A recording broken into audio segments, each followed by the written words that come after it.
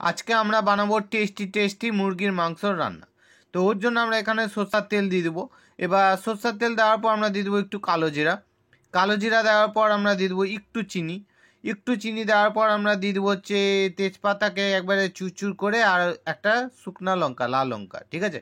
ওই দুটাকে দিয়ে হালকা করে নাড়িয়ে নিলাম। আর পেঁয়াজ আমরা হালকা আগে থেকে কেটে রেখেছিলাম, ওই পেঁয়াজগুলো আমরা দিয়ে দিলাম।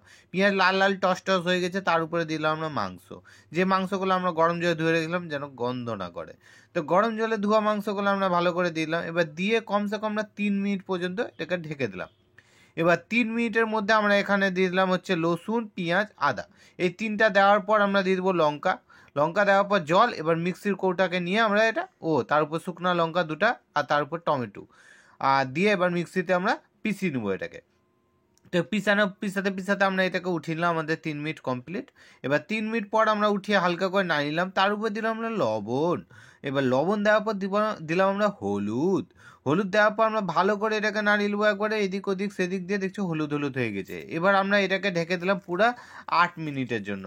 8 মিনিট পর আমরা উঠালাম। উঠিয়ে আমরা এটা যেটা আমরা মিক্সিতে পিছালাম ওটা আমরা দিয়ে দিলাম। দিয়ে মিক্সি কৌটাতে একটু লেগেছিলো, জল দিয়ে ধুয়ে ওটাকেও দিয়ে দিলাম। এবার আমরা ভালো মতো 2 থেকে 3 মিনিটের মতো ফুটিয়ে নিব। ফুটিয়ে নেওয়ার পর আমরা এর উপরে দিয়ে দেবো জিরা গুঁড়া, ঠিক আছে। জিরা গুঁড়া দেওয়ার পর আমরা দিয়ে দেবো এর উপরে ধনা গুঁড়া। ধনা গুঁড়া দেওয়ার পর আমরা দিয়ে দেবো গোলমরিচের গুঁড়া। গোলমরিচের গুঁড়া দেওয়ার পর আমরা দিয়ে দেবো গরম মশলা গুঁড়া। এই গরম মশলা গুঁড়া দেওয়ার পর এবার দিয়ে দেবো লঙ্কার গুঁড়া। লঙ্কার গুঁড়া দেওয়ার পর আমরা এবার ভালো করে এটাকে নাড়িয়ে নেবো।